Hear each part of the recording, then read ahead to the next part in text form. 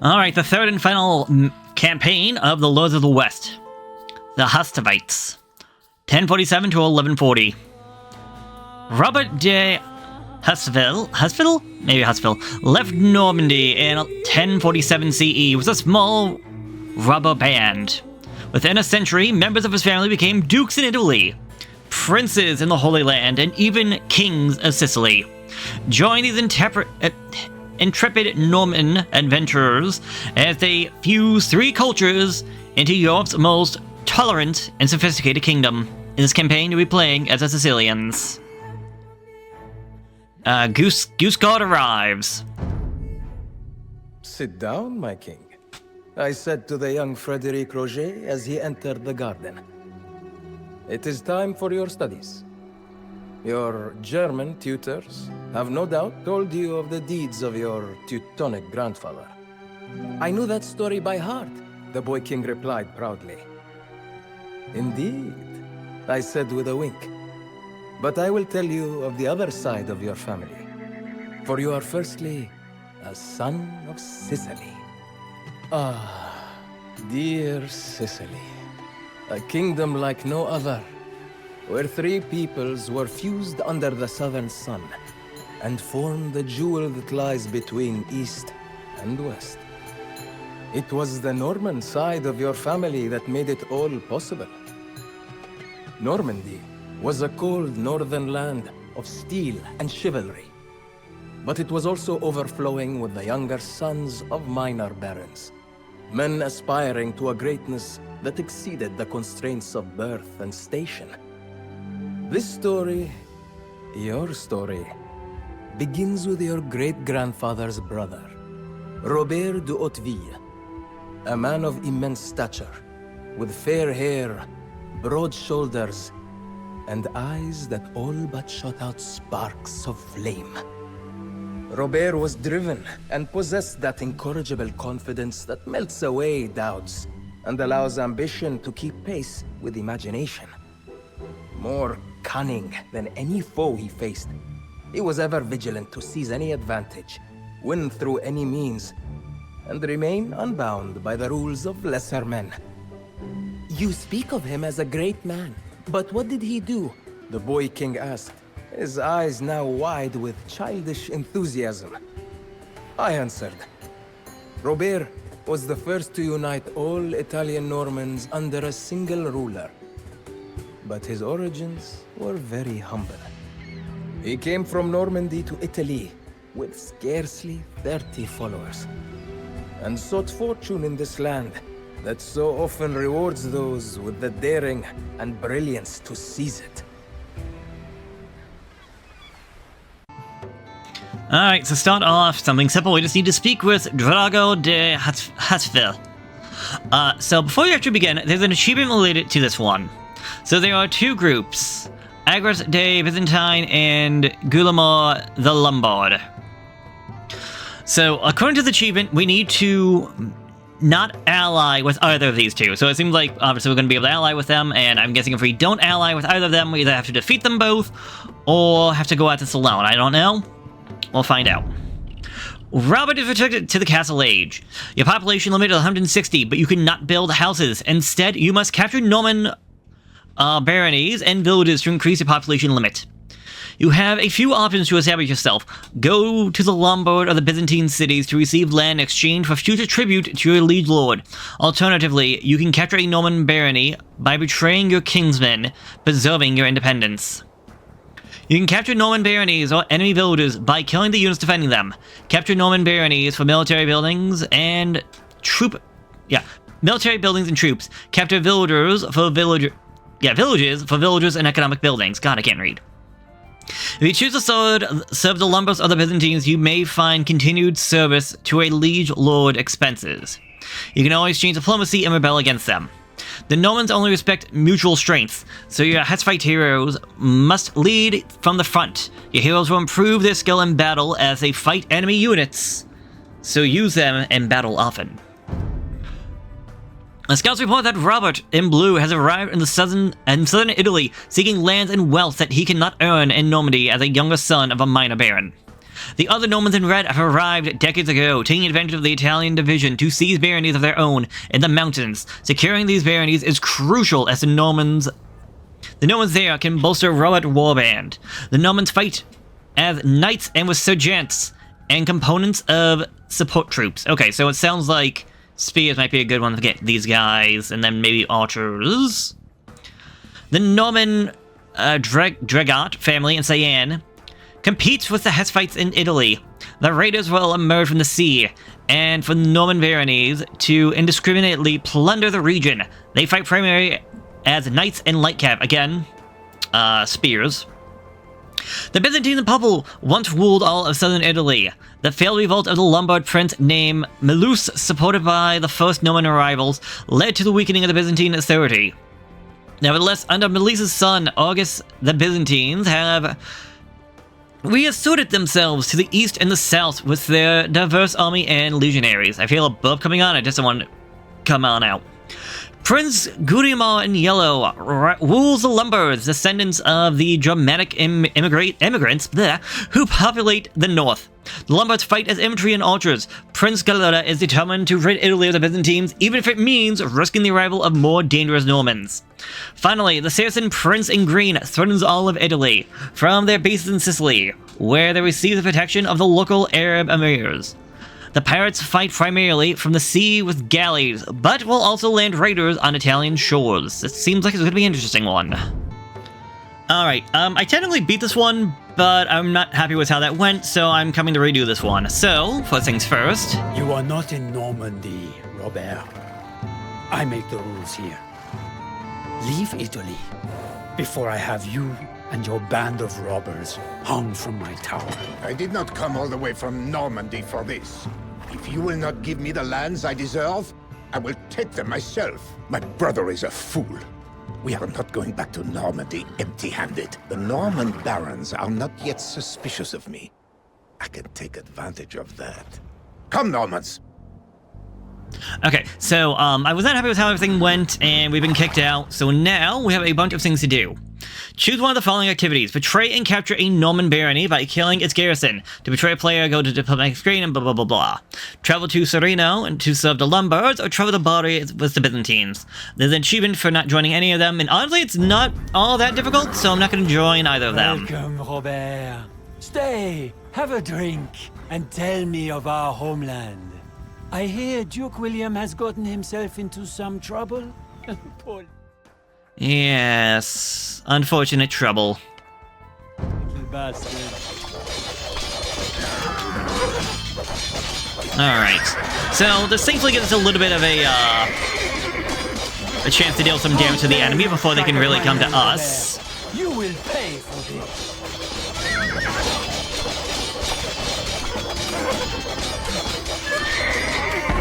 Normans, There we go. you came here because there is nothing for us in Normandy. Duke William is a bastard, barely clinging to power there.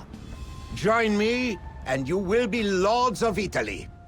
Betray me, and you will not live long. Okay, so now, because I got this, we can now have a bigger population, but that's not my main concern right now. We could attack the other people, but I don't want to do that. If we look at over here, fight with your hero to improve their skills in battle. So yes, the character will get better. For each Norman barony, will increase the population limit by 15, in addition to some Norman soldiers. Each village will increase the population by 5, and get you villagers and resources. And again, we can choose to serve yellow or purple, but I want to serve neither. We will be a quote-unquote self-made man. But yes, our character did not really get much skill in that previous fight. He might have. I'm assuming we hear that 14 and 100, and he's now at 150 and 14 plus 1. Over this way will be a small little village area.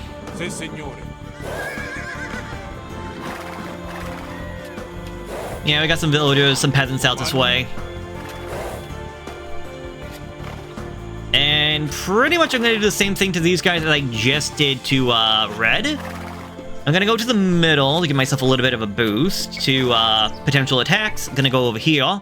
Going to make them neutral so that we kill the soldiers but not the villagers, and attack. I am going to lose soldiers and the like, but we will survive. Oh, shoot. The Italian peasants make poor fighters. Get on your horses, men. We will conquer other Norman baronies to grow our warband. So yeah, by getting that, we increased our population by 5. It's not based around the houses. It's just based around the fact of actually having stuff. And yes, our character did increase, so now he's at 214 plus 4. And we can kind of abuse the system a little bit.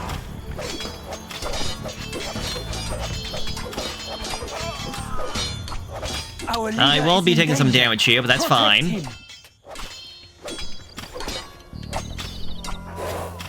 Because the tower over here does not have motor holes. That means that Robert over here, if I can actually speed up the gameplay as well, can just come over here and just attack, attack, attack. It does seem that my villagers over here are not in the best possible situation, although, hold on, drop your stuff off. Build me a monastery. Let me get a monk to get my units healed up. And that'll actually be the best, well, anything I can do right now. We could be talking about the civilization, but I'm going to hold off right this second until I get the town center, which we will be getting soon enough. So yeah, he's going to work on that to go over there. It would not be a bad idea to get yourself some galleons, as we will get attacked eventually. You could also go for a tower, but I'm not worried about that right this second. Thank you. One monk. There we go, he's already at 300. I think the max is 400 health. So once if he hit that one, because there we go, he improved again. This tower here is just a great way of getting some very nice experience. And the monk over here that'll help my units will be great early on, as we do have villagers, and with villagers we technically have limitless amount of anything. It's just that it takes time to actually do all that. Alright, my units are healed up. I got one war galley, which won't be fantastic, but it's better than nothing. So over this way will be a village of purple. If we had gone over this way, that would make a village from yellow. But I didn't want to come over this way just because I didn't want to fight these guys and then fight yellow, because if I actually look, we have to control the 4 Norman baronies and destroy either the Lombard or the Byzantine castle. So, like, yeah, that's not happening anytime soon.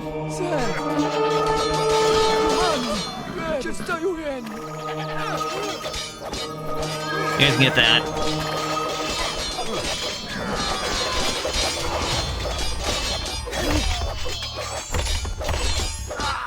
Okay, be careful, that town center will fire at us, and we're not interested in the villagers, we're just interested in, well, the soldiers.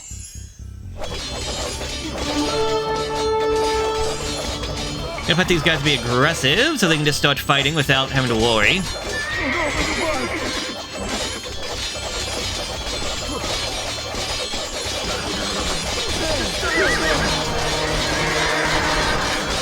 And there we go, Robert has yet improved.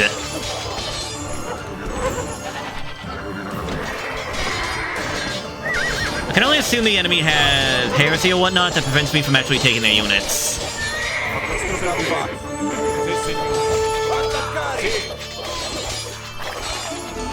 There we go, this is now all mine. You guys can go after that. Now remember, we only have so much population.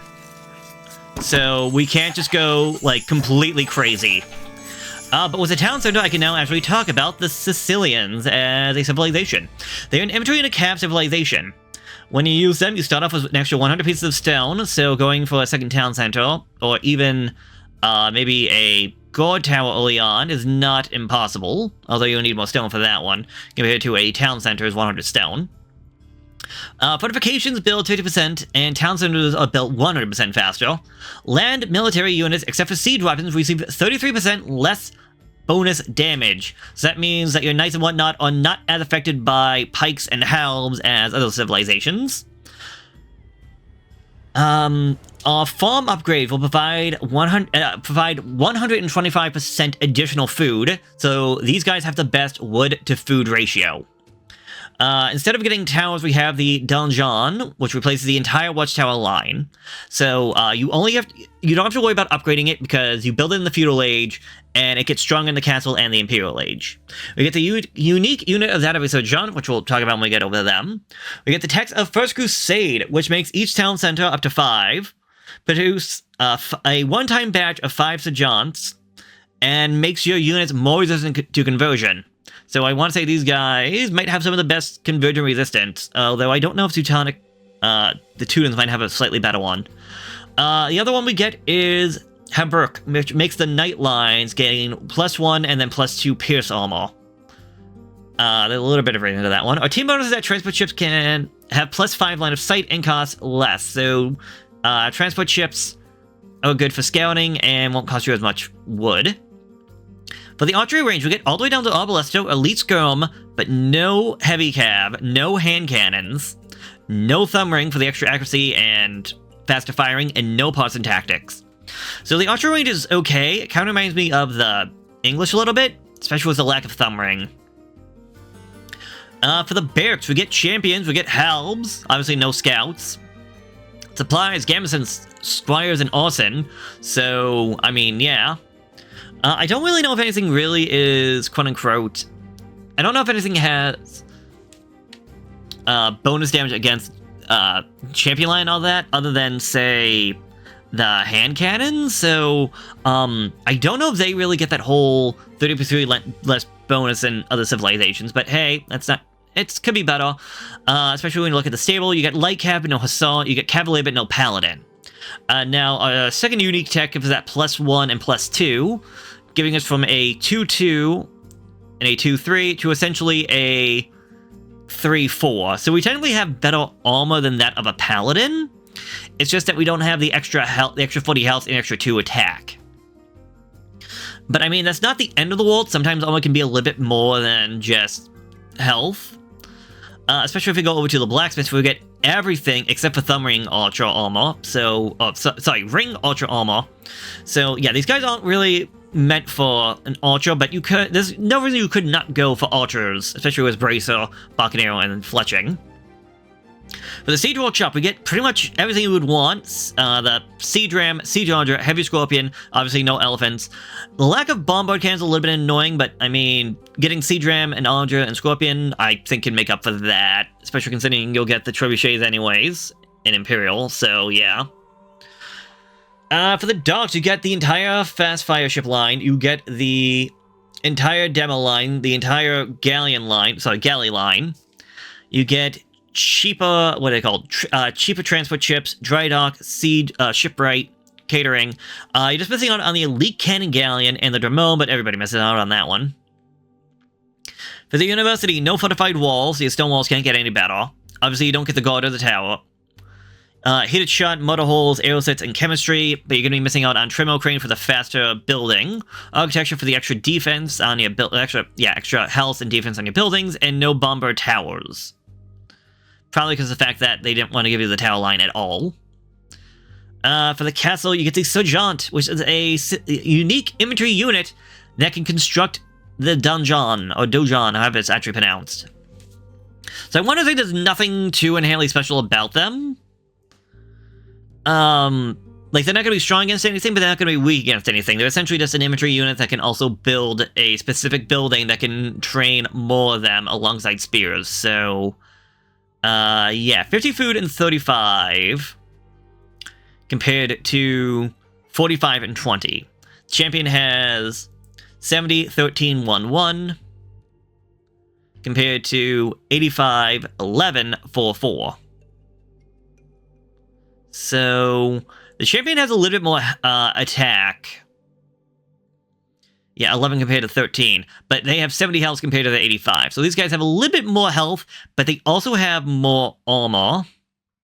So, yeah, for the little bit of extra cost of food and gold, they honestly probably might be better off than going for just champions.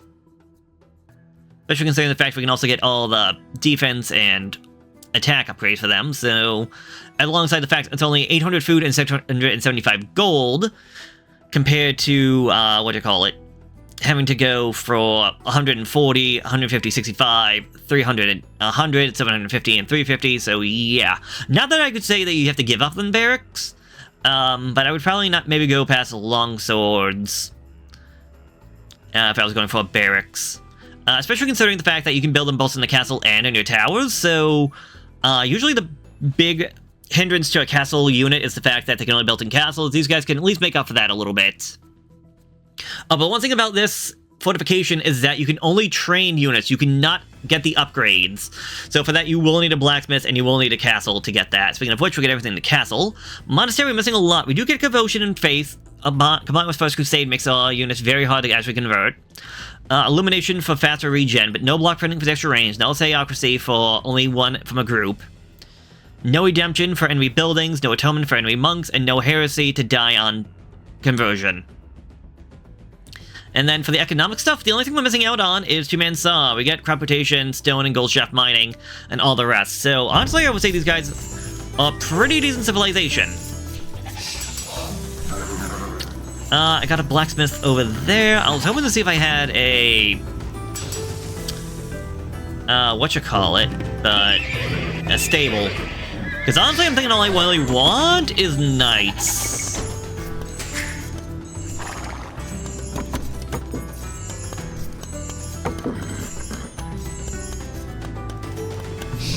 I mean, I could go for other units, but I'm not all that like, oh man, I need them.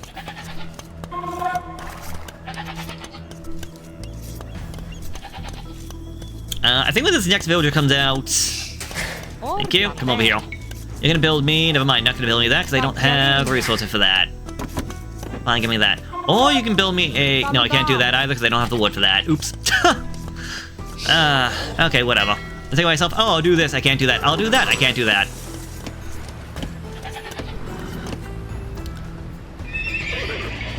Alright, but I think we're gonna just build my forces a little bit, and then we're gonna go attack the surrounding area. The deal was purple, gain some more villagers and like. Actually, we can probably do that right now, since I already got a decent sized military, and honestly, I think getting the town center is probably the more difficult thing to do.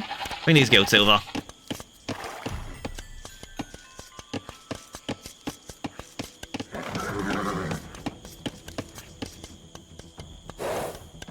Get up. No, no, no, don't attack that.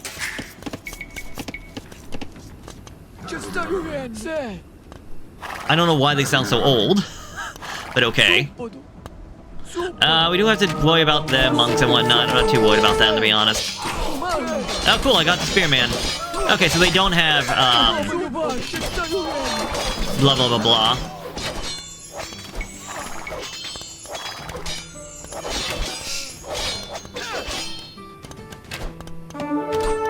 See, that guy's running away. Get over there.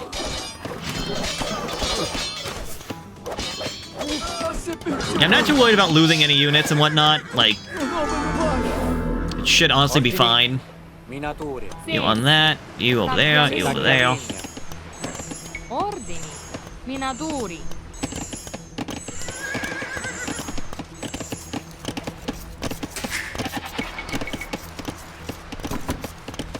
Good, you come over here. You can build me a stable. Yeah, also, no, you can't build houses. And if you do build yourself a castle, you won't get the extra... What's it called? You won't get the extra population space. So you literally are restricted to doing the one thing. To actually attacking to get more everything.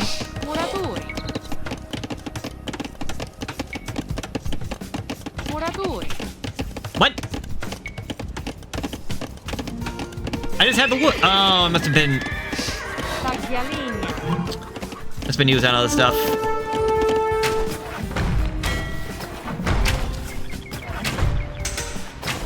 Uh-oh. Well, I don't like the look of that. Yeah, we're gonna have to deal with the pirates. They can be kind of annoying.